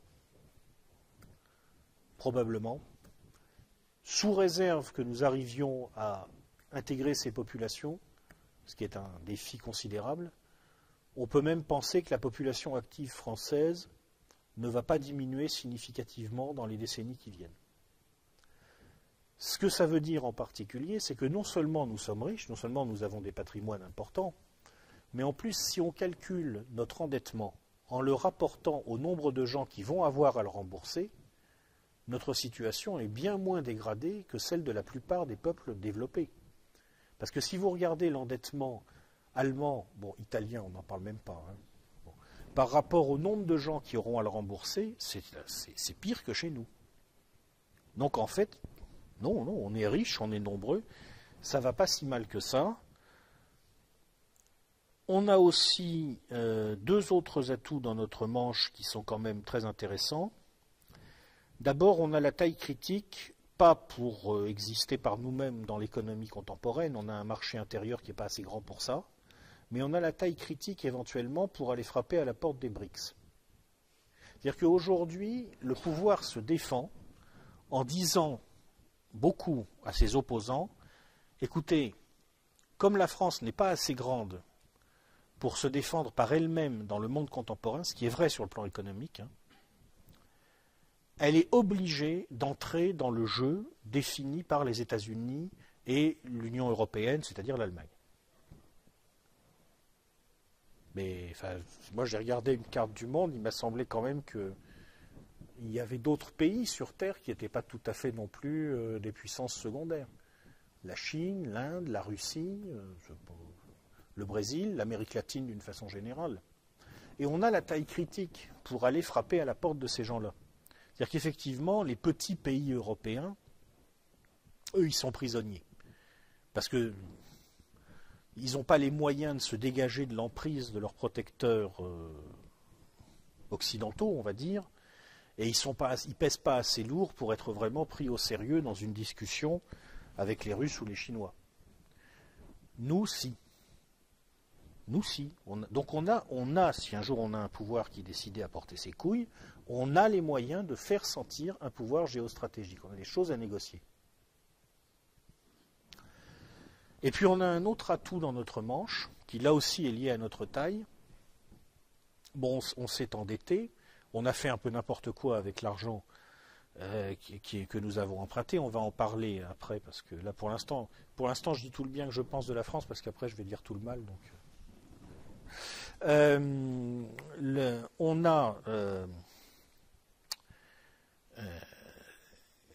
on s'est endetté dans notre droit à nous. Ça j'ai remarqué, c'est une chose que personne n'explique dans les médias. La plupart des pays, quand ils prêtent de l'argent, évidemment, il y a un contrat implicite derrière cet emprunt. Quand vous allez à la banque, vous signez un emprunt, vous signez un papier. Dans quel droit ce contrat est-il inscrit? Les petits pays, n'ont pas les moyens d'imposer leurs droits. Par exemple, la Grèce a un problème aujourd'hui, c'est que les 2/3 de sa dette correspondent à des contrats qui sont en droit étranger, britannique par exemple. Nous, à peu près 95% de notre dette publique est en droit français. Un peu plus de la moitié de notre dette privée est aussi en droit français. Donc ce que ça veut dire, c'est que la puissance publique chez nous, juridiquement, définit les modalités d'interprétation, d'évolution de notre endettement. Donc ce que ça veut dire en particulier, c'est que si la zone euro explosait, l'essentiel de notre dette serait, par décision de la puissance publique, relibellé en francs. Ce n'est pas du tout la même chose pour les Grecs, par exemple. Si eux, ils sortent de l'euro, les 2/3 de leur dette restent libellés en euros. Et nous, on n'a pas ce problème-là. Ça, c'est un atout considérable. Donc, quand vous mettez bout à bout tout ça, vous voyez que, en fait, il ne faut pas désespérer. Les Français qui sont, il faut le savoir, d'après les études qui ont pu être faites, l'un des peuples les plus pessimistes du monde, 90% des Français pensent que leurs enfants vivront plus mal qu'eux. Je crois qu'on est plus pessimiste que les Grecs, et je me demande si on n'est pas plus que les Syriens même, ou un truc comme ça. Complètement fou. Il faut relativiser quand même. Non, attendez, arrêtez. Ça ne va pas si mal que ça.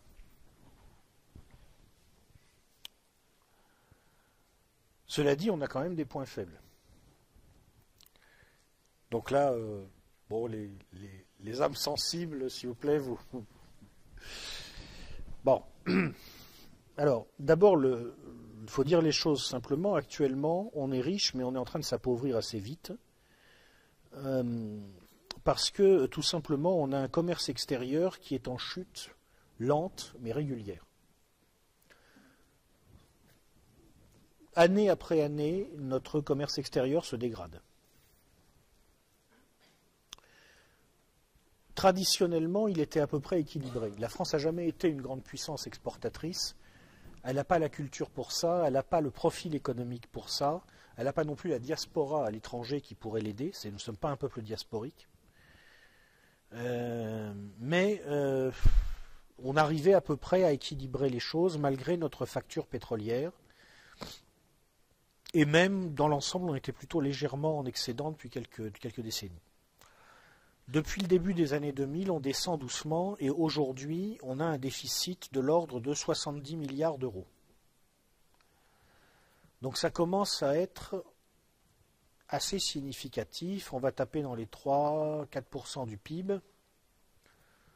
On est mal. On est mal. Alors d'où ça vient ? La cause principale, à mon avis, même si on ne la retrouve pas toujours en lecture directe dans les chiffres, mais je vous passe les détails, c'est que nous sommes en effondrement industriel.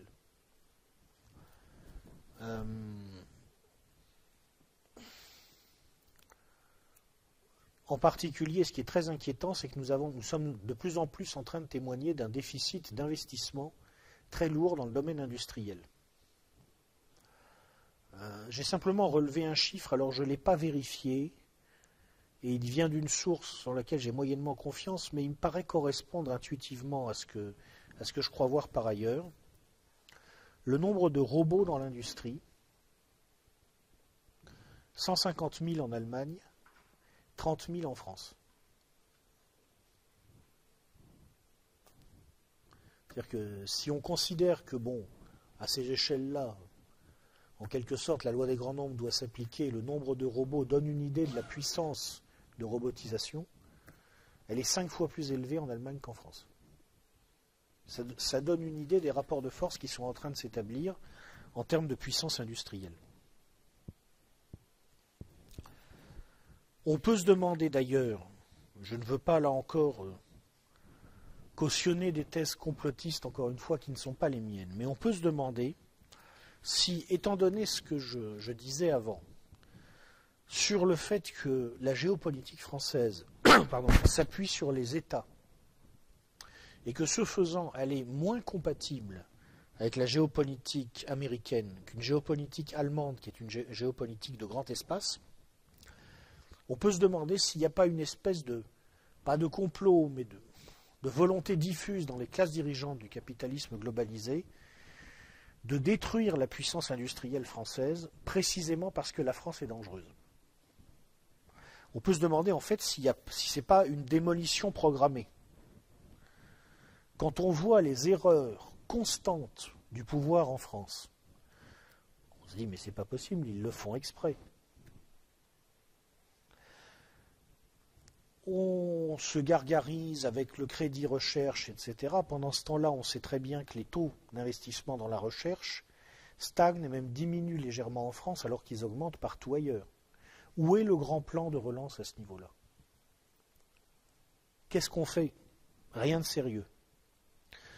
On ne compte plus les grands groupes industriels qui sont au bord de la faillite, manifestement mal pilotés, Areva, revendu, Alstom. On se demande s'il n'y a pas une épuration même au niveau des dirigeants. Il y a eu l'affaire de Margerie, le président de Total, qui a eu un accident d'avion à Moscou dans des conditions bizarres.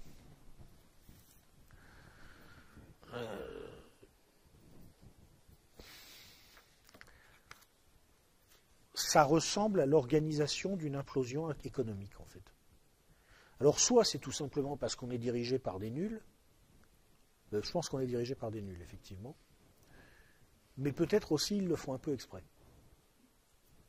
Bon. Le deuxième problème qu'on a, outre cette implosion du commerce extérieur et donc derrière de l'industrie, en fait, c'est que on voit très bien que nous sommes un pays bloqué, coincé.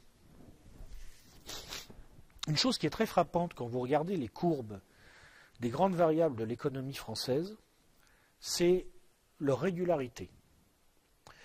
Vous avez des pays, si vous voulez, la plupart de leurs courbes ressemblent à des sinusoïdes très amples. Il y a des phases où ça monte, il y a des phases où ça descend, et c'est très marqué. Vous avez des pays, ça ressemble à rien. Ça part un peu dans toutes les directions. Nous, on a des courbes, souvent c'est des droites, plutôt orientées à la baisse actuellement. En fait, qu'est-ce qui se passe? Dans les autres pays, un peu partout, ils prennent des décisions. Ils font des choses. Alors parfois ils se plantent, parfois ils font rigoureusement n'importe quoi, mais ils font des choses. La société n'est pas bloquée, elle n'est pas verrouillée de tous côtés par des effets cliqués. Chez nous, c'est verrouillé, c'est bloqué. On ne peut pas bouger. En particulier, on ne peut pas baisser la dépense publique. Si on dit qu'on veut baisser la dépense publique, on est obligatoirement un salaud. On est obligatoirement un fou furieux ultra-libéral.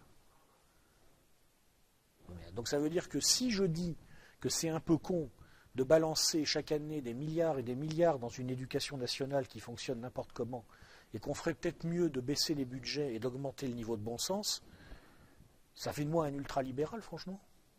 Non, je ne crois pas. Si je dis que je ne comprends pas pourquoi il est impossible d'envisager de revenir sur un avantage acquis, on va me traiter automatiquement de salaud qui veut développer les inégalités. Mais attendez, je ne veux pas développer les inégalités. Un avantage acquis, c'est-à-dire en fait un privilège, il peut être justifié ou non justifié. La défense de l'égalité, ce n'est pas la défense des avantages acquis, c'est plutôt souvent leur remise en cause. Nous sommes un pays qui est bloqué, et ça renvoie implicitement en fait à notre anthropologie fondamentale, à mon avis. En fait, qu'est-ce qui caractérise le français? Ce n'est pas tellement sa latinité, parce qu'il n'est pas si latin que ça. D'ailleurs, ici, à Strasbourg, la latinité, je ne sais pas si c'est un fondamental. Bon. C'est pas tellement son catholicisme, parce que c'est vrai que la France est la fille aînée de l'Église, mais enfin, c'est une fille qui a donné beaucoup de soucis à sa mère, donc Ce n'est pas tellement ça. Ce qui caractérise le français, c'est que c'est un paysan dominé par un État central très fort. Donc il a les caractéristiques du paysan, et à mon avis, c'est ce que nous avons de bon en nous. C'est pour ça que nous sommes riches. Le paysan, il est prudent. Le paysan, il a du bon sens. Mais ce paysan, il est dominé par un État central très fort parce que l'histoire a fait les choses ainsi. Et tous les peuples qui ont été longtemps dominés par un État central très fort ont une particularité. Quand vous demandez aux gens s'ils se font confiance les uns aux autres, ou s'ils se surveillent les uns les autres, tous les peuples qui ont été soumis à un État central très fort, vous apercevez qu'ils ne se font pas beaucoup confiance entre eux, ils se surveillent beaucoup, ils s'épient beaucoup les uns les autres. C'est très sensible, par exemple, dans les anciens pays de l'Est.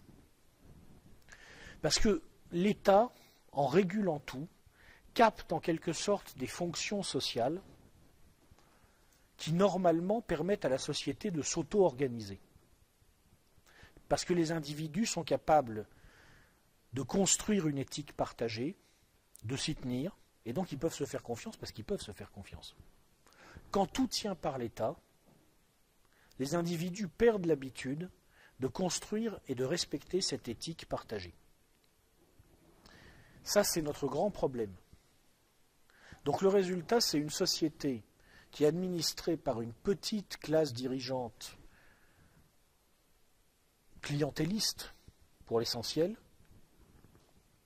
avec des gens qui vont s'épier les uns les autres pour savoir qui a un peu plus que le voisin,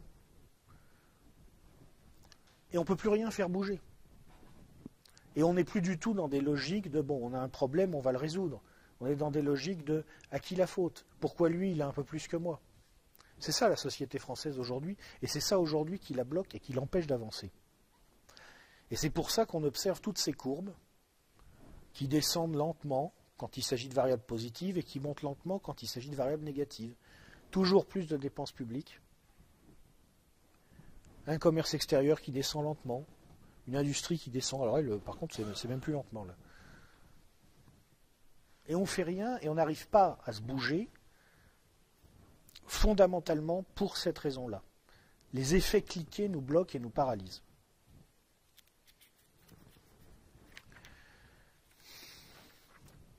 Donc, si je synthétise, quelle est la situation de la France aujourd'hui ? Elle a des atouts considérables. On est riche, on est nombreux, on est capable de peser dans le monde, et notre dette, c'est nous qui disons comment elle fonctionne. Mais on a un vrai problème. On est en train de s'appauvrir, on est en train de tomber lentement, et on est en train de tomber lentement parce qu'on est bloqué. Pourquoi on est bloqué ? À cause d'un système qui s'est mis en place à l'intérieur de chez nous, qui est un système clientéliste, capté par une classe politique incompétente, coupée du monde aussi, qui n'a plus conscience des réalités. 55% de nos parlementaires ont fait carrière dans la fonction publique. J'ai rien contre les fonctionnaires. Un fonctionnaire a tout à fait le droit d'avoir des opinions. Mais est-ce que c'est normal que la majorité de nos parlementaires soient issus de la fonction publique ? Simplement, on peut se poser la question quand même. Bon. Et donc, en fait, ce qui est en train de se passer, c'est que notre système, à mon avis, notre système intérieur bloqué, clientéliste, qui vit de sa prédation sur cette nation au départ très riche, en quelque sorte a développé une stratégie de symbiose avec un système extérieur que j'ai décrit avant dans le contexte, et qui est le condominium américano-germanique qui est en train de s'appesantir sur l'Europe. Pour moi, c'est la réalité de ce que nous vivons aujourd'hui. Bon. Alors maintenant, on va passer à la dernière partie de cet exposé, quelles sont les ruptures de contexte possibles ? Qu'est-ce qui peut sortir de tout ça ? Évidemment, la question qui est qui surdétermine les autres, c'est le destin de l'euro.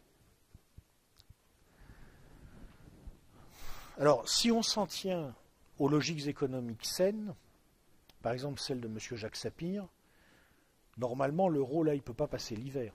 Avec ce qui est en train de se passer en Italie, c'est pas possible.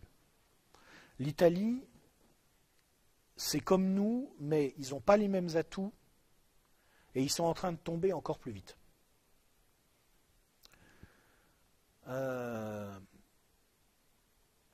C'est le seul pays d'Europe, sauf erreur de ma part, où le PIB a baissé depuis l'introduction de l'euro en volume. C'est un pays qui a un taux d'endettement public absolument insupportable. Alors il est très riche à cause de l'Italie du Nord, mais c'est quasiment impossible d'aller saisir la fortune privée là-bas, parce qu'on n'est pas en France. Hein. Vous savez, la France c'est un État, l'Italie c'est un État d'esprit. Hein.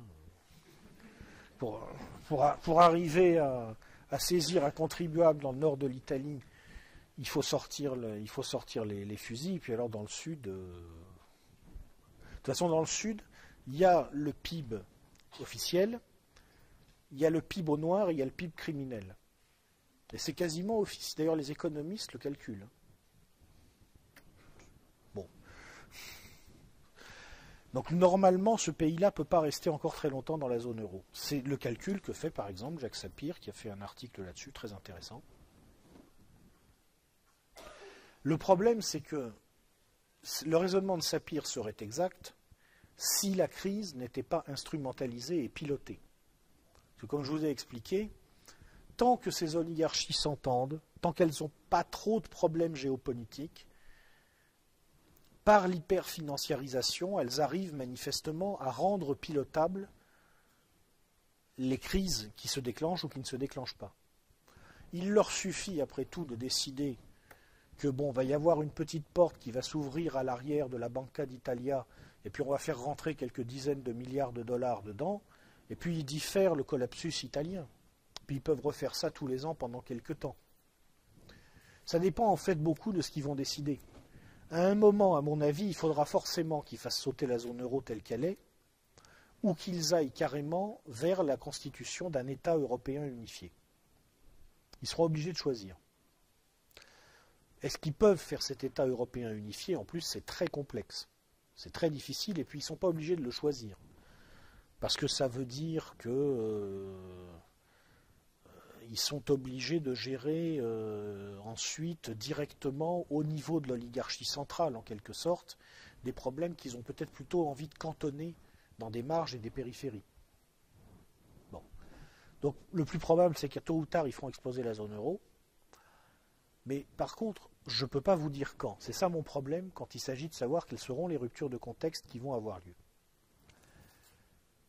Vous savez, il faut toujours savoir s'auto-diagnostiquer. Ça fait depuis 2006 que je commence un peu à essayer d'écrire sur ces questions-là.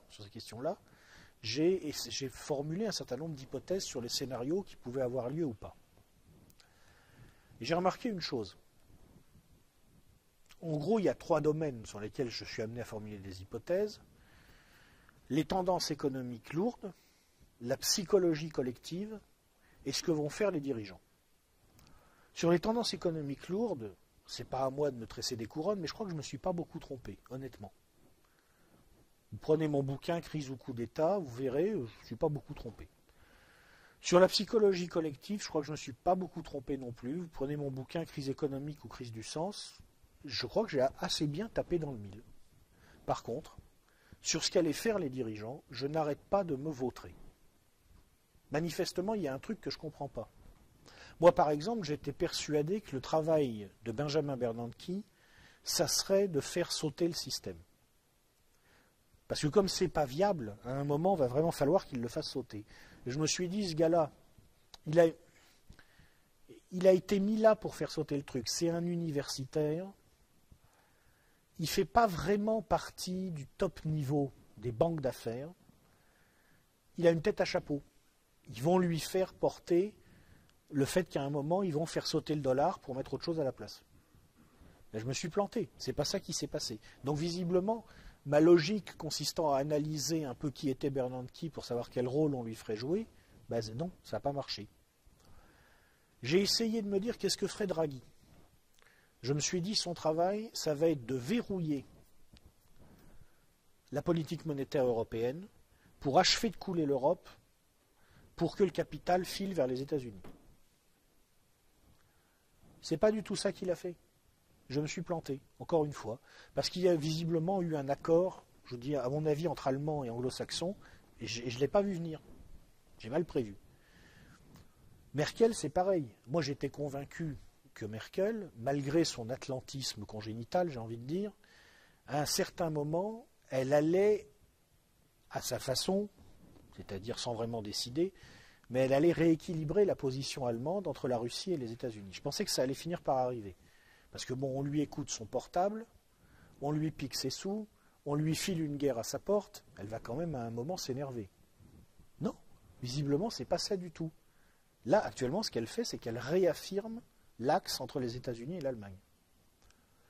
Donc, je ne fais plus de prévisions sur ce que vont faire les classes dirigeantes. Je reconnais que j'en suis incapable. J'ai essayé, à chaque fois je me plante, donc je ne dis plus rien.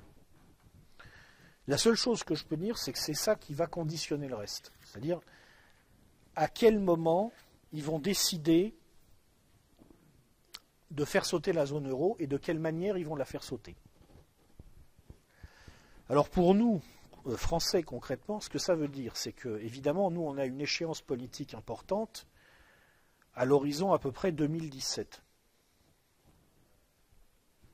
Donc la première question à se poser, c'est est-ce que l'euro sera encore là en 2017 ou pas?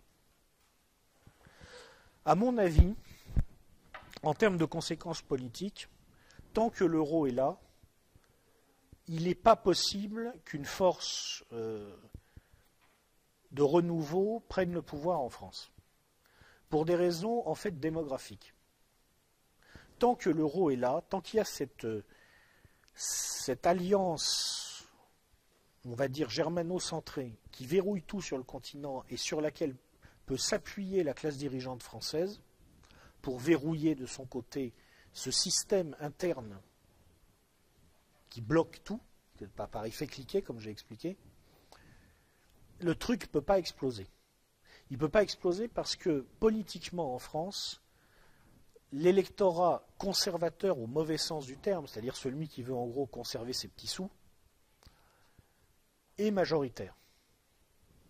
D'abord parce qu'on est un pays rentier, comme j'ai expliqué, mais aussi parce qu'on est, comme tous les autres, un pays de vieux.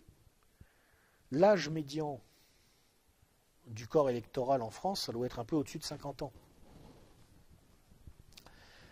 Donc vous avez énormément de gens, si vous voulez, ils n'ont pas envie de voir exploser l'euro, parce que qu'est-ce qui va se passer si l'euro explose?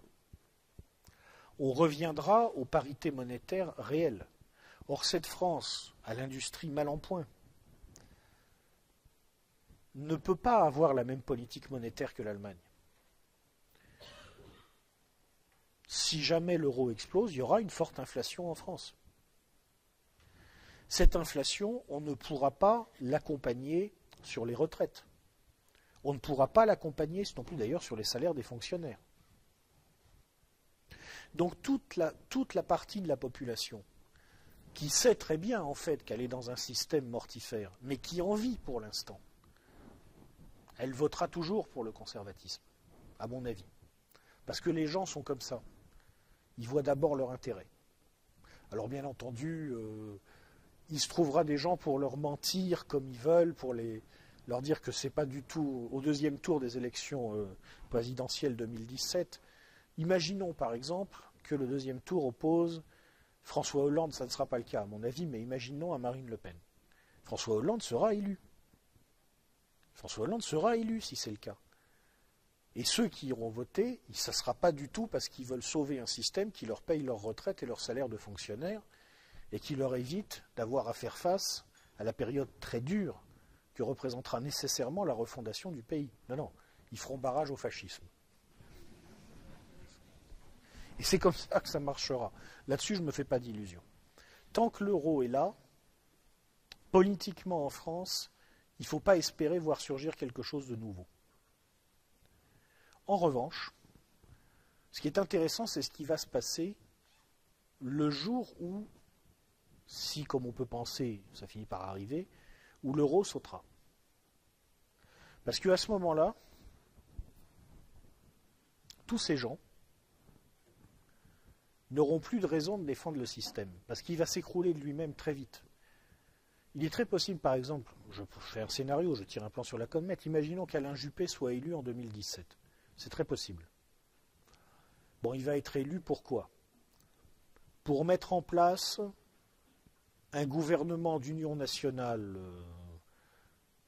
entre guillemets large, c'est-à-dire allant de l'aile droite du PS à l'aile gauche de l'UMP, à peu près. Enfin, l'aile droite, l'aile gauche, appelez ça comme vous voulez. Bon, ils vont gouverner ensemble, probablement. Et ce gouvernement essaiera de raccrocher la France à un projet qui est visiblement en train d'émerger en Allemagne, de retour à une politique d'investissement. L'Allemagne, comme je vous le disais, est en sous-investissement actuellement. Donc ils vont lancer probablement, autour des énergies vertes, autour de la 3e et de la 4e révolution industrielle, de grands projets d'investissement. Il n'est d'ailleurs pas exclu que ça soit intéressant et que ça fonctionne, parce que, après tout le mal que j'ai dit des Allemands, je peux en dire du bien quand même, je leur reconnais une chose, eux, ils savent ce que c'est que de faire marcher une machine économique. Il suffit de lire leurs économistes pour s'en rendre compte. Eux, ils savent faire marcher le truc. Bon. Le gouvernement français qui se mettra en place en 2017 essaiera probablement de se raccrocher à ça.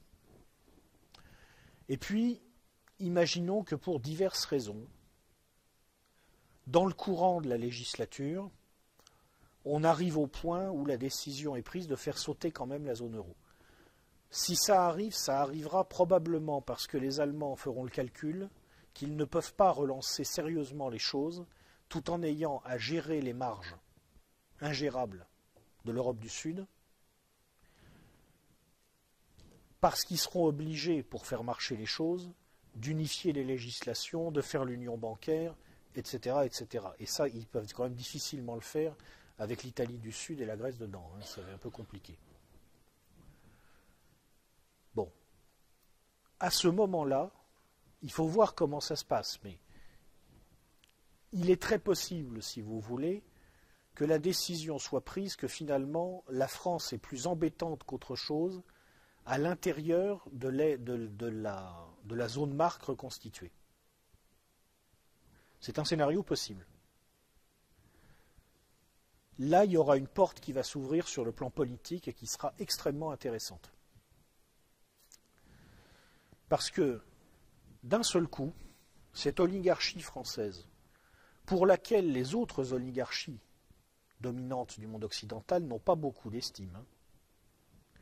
Il suffit de regarder comment il traite François Hollande. Cette oligarchie française peut se retrouver en quelque sorte toute seule en race campagne, confrontée au coût de ses inconséquences,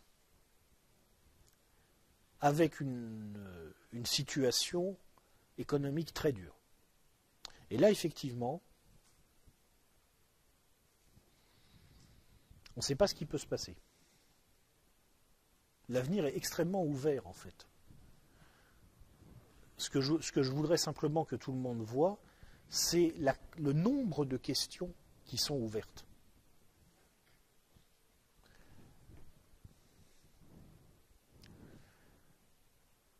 On ne peut pas anticiper à l'avance sur la façon dont ça va se passer. C'est trop compliqué, mais on peut garder simplement cette idée en tête.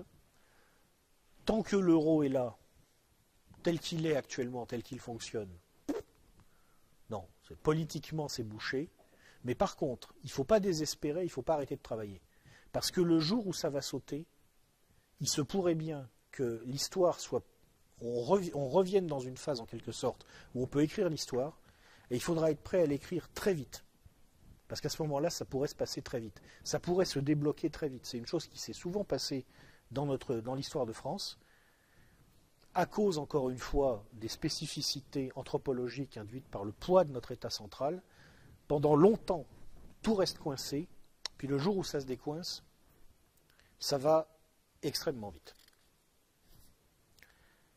Voilà. J'ai pas eu le temps de dire tout ce que j'avais à dire. Je suis désolé, mais j'ai déjà complètement explosé mon budget temps. Donc j'ai dit quand même l'essentiel de ce que j'avais à dire et je vous remercie de votre attention.